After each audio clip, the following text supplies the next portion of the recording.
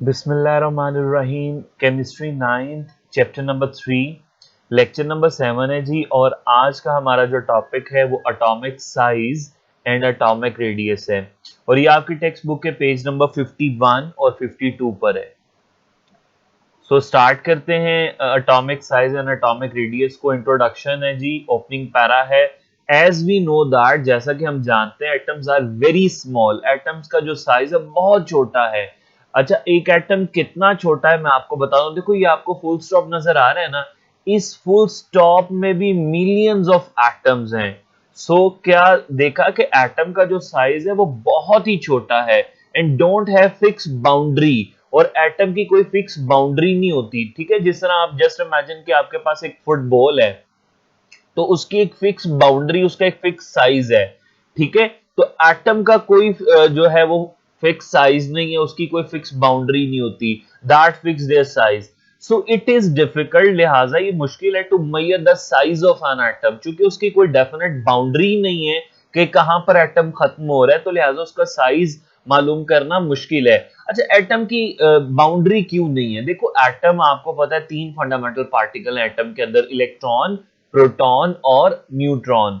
Proton और neutron आपको पता है एटम के सेंटर में होते हैं, न्यूक्लियस में होते हैं, और इलेक्ट्रॉन उस सेंटर के अराउंड रिवॉल्व कर रहे होते हैं। अब देखो, जो इलेक्ट्रॉन है ना, उसकी जो पाए जाने का इम्कान है न्यूक्लियस के अराउंड, वो किसी एक जगह आप सर्टन नहीं कह सकते कि 100% चांसेस है कि इलेक्ट्रॉन यहीं पर मिलेगा, ठीक है। तो इलेक्ट्रॉन के जो पाए जाने की प्रोबेबिलिटी है वो different spaces around the nucleus वो वेरी करती है।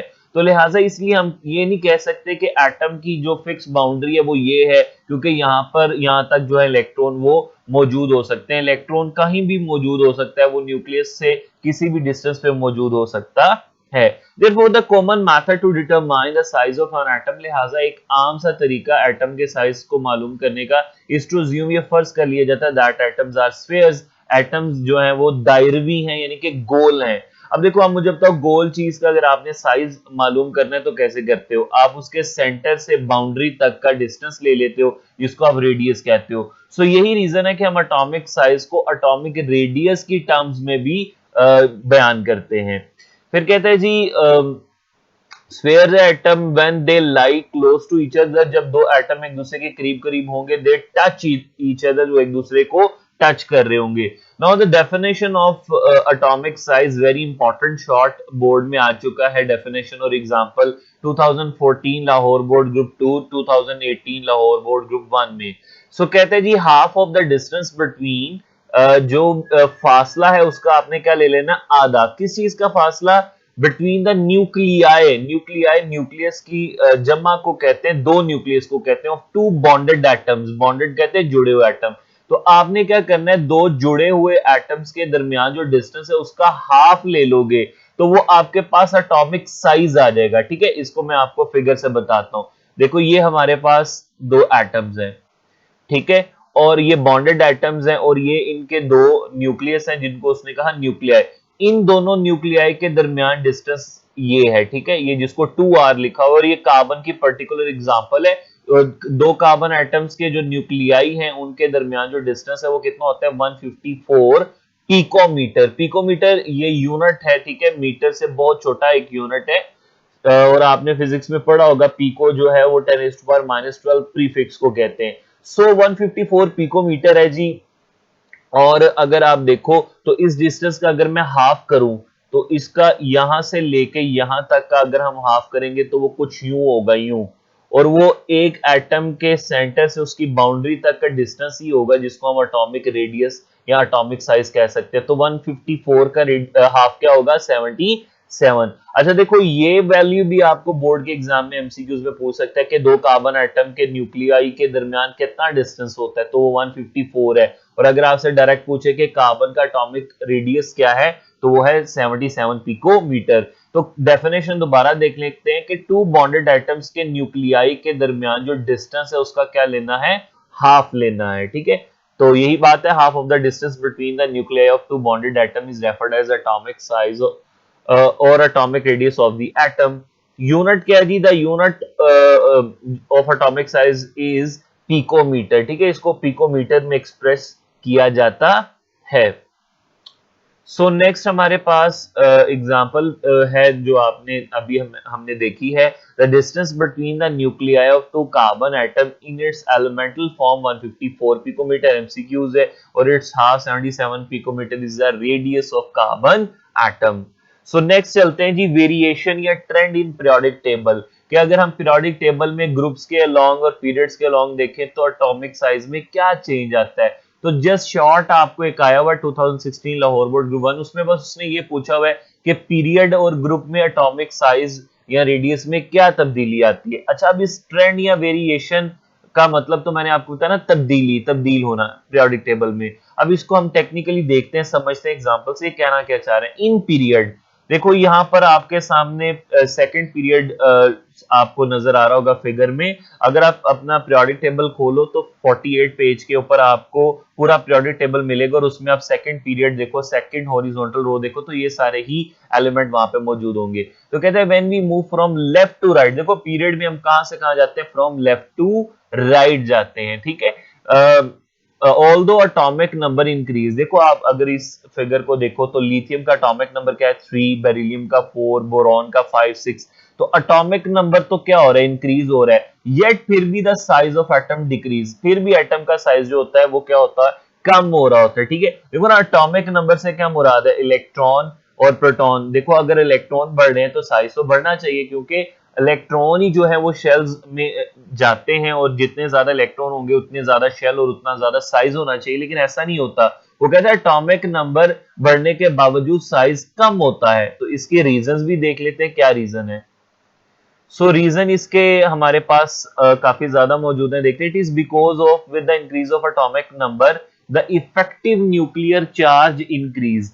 देखो कहते हैं जब एटॉमिक नंबर या प्रोटॉन्स बढ़ते हैं तो क्या बढ़ जाता है, इफेक्टिव न्यूक्लियर चार्ज। अब effective nuclear charge increase gradually because of addition of more and more protons in the nucleus. अब मैं आपको बताता हूँ इफेक्टिव न्यूक्लियर चार्ज क्या होता है।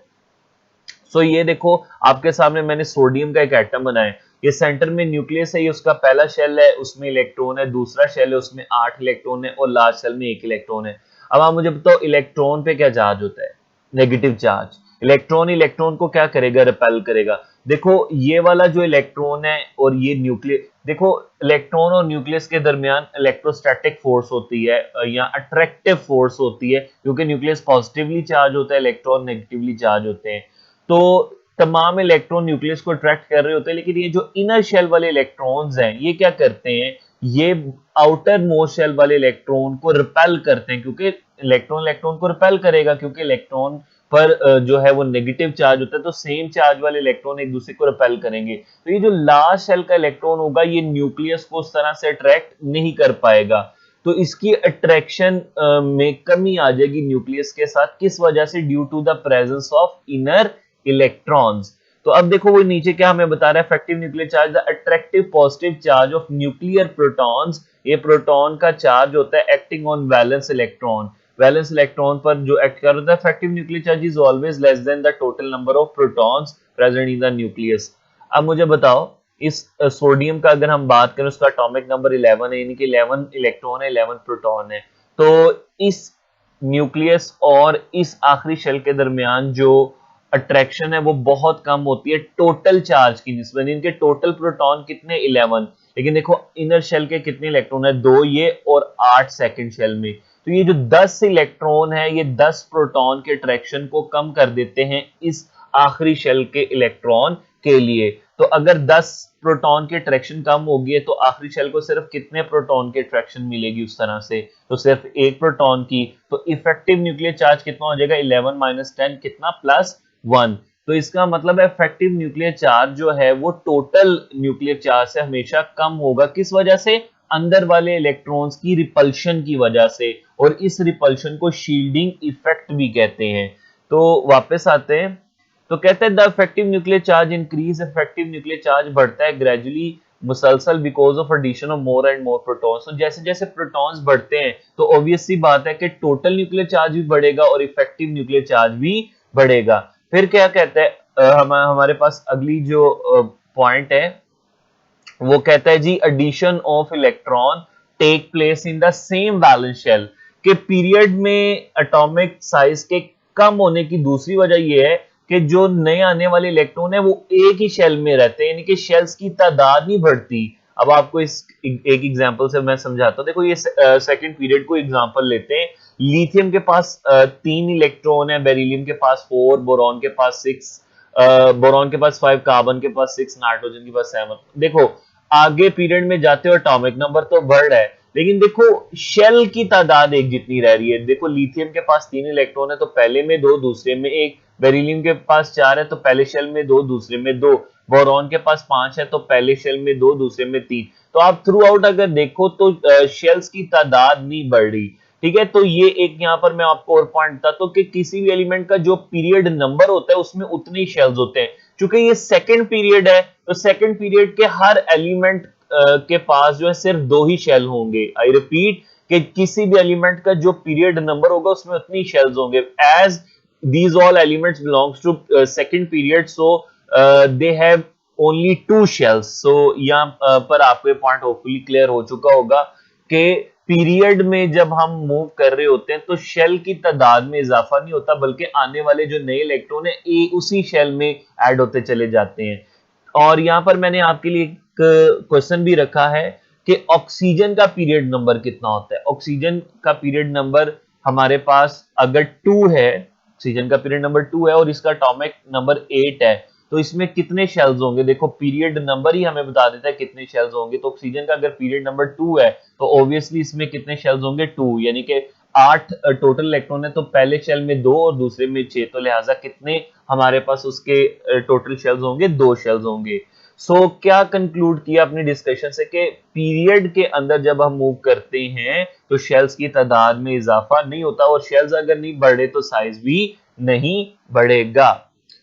तो सेकंड पॉइंट भी क्लियर हो गया। There is a gradual increase of effective nuclear charge with increase due to addition of proton, कि प्रोटॉन की तादाद बढ़ती जाती है जिससे हमारे इफेक्टिव न्यूक्लियर चार्ज में भी इजाफा होता चला जाता है। और अगर इफेक्टिव न्यूक्लियर चार्ज या न्यूक्लियस की अट्रैक्शन आखिरी इलेक्ट्रॉन के लिए बढ़ेगी तो वो आखिरी इलेक्ट्रॉन को न्यूक्लियस अपनी तरफ खींचेगा, और जब अपनी तरफ खींचेगा तो साइज क्या हो जाएगा, कम हो जाएगा। कह रहे दिस फोर्स पुल्स डाउन और contract the outermost shell, के जो न्यूक्लियस की फोर्स होती है वो अपने आखिरी वाले इलेक्ट्रॉन्स को अट्रैक्ट करती है, पुल डाउन करती है, जिससे एटम का साइज कम हो जाता है। For example atomic size in period 2 decrease from lithium to neon. देखो लिथियम का साइज क्या है 152 और ये कम होकर कितना रह जाता है नियॉन के अंदर 69 तक। तो होपफुली ये सारे रीजंस आपको अच्छे से समझ आ गए होंगे। सो नेक्स्ट मूव करते हैं ग्रुप में वेरिएशन, ये ट्रेंड देखते हैं।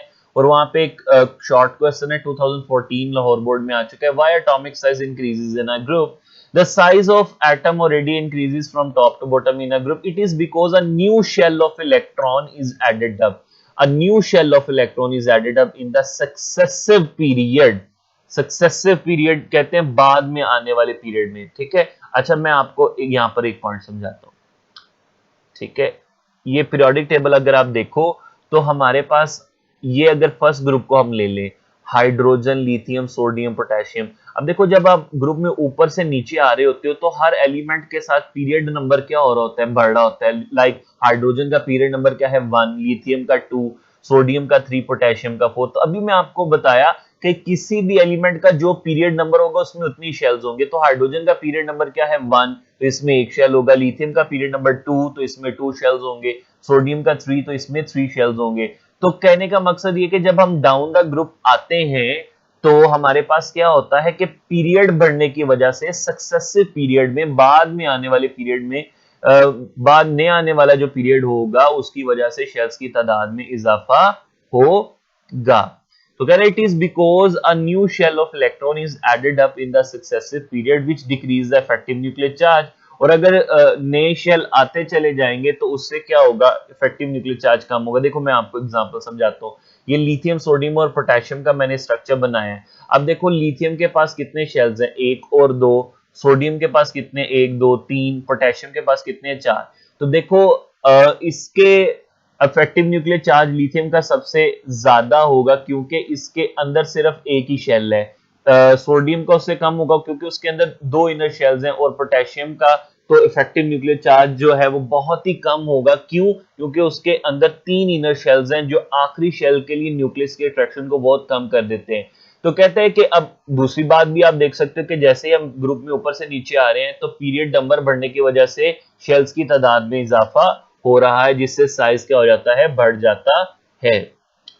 तो फुल ये पॉइंट भी क्लियर होगा कि new shell of electron is added up. Group में जब ऊपर से नीचे आते हैं तो सक्सेसिव पीरियड में, बाद में आने वाले पीरियड में शेल एक नया आता चला जाता है, which decrease the effective nuclear charge. और जब नया शेल अंदर इनर शेल आते जाएंगे तो इफेक्टिव न्यूक्लियर चार्ज ऑब्वियसली क्या हो जाएगा, कम। फिर कहते हैं जी trend of atomic size of transition element. Transition element मैंने आपको बताया था ग्रुप नंबर 3 to 12 के जो एलिमेंट है।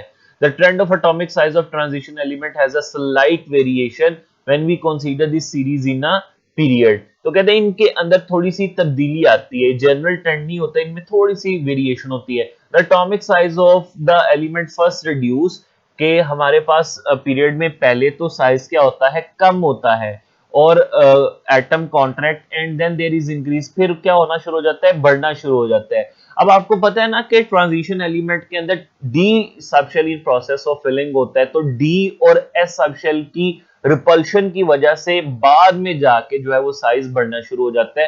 तो आपको जो जनरल ट्रेंड है एटॉमिक साइज का पीरियड में रिड्यूस होना, वो थोड़ा सा आपको चेंज नजर आता है ट्रांजिशन एलिमेंट के केस में, कि इनमें पहले तो कम ही होता है लेकिन फिर आहिस्ता आहिस्ता साइज बढ़ना शुरू हो जाता है due to the repulsion of d and s orbitals. So hopefully आपको ये सारे पॉइंट अच्छे से समझ आ गए होंगे, ठीक है।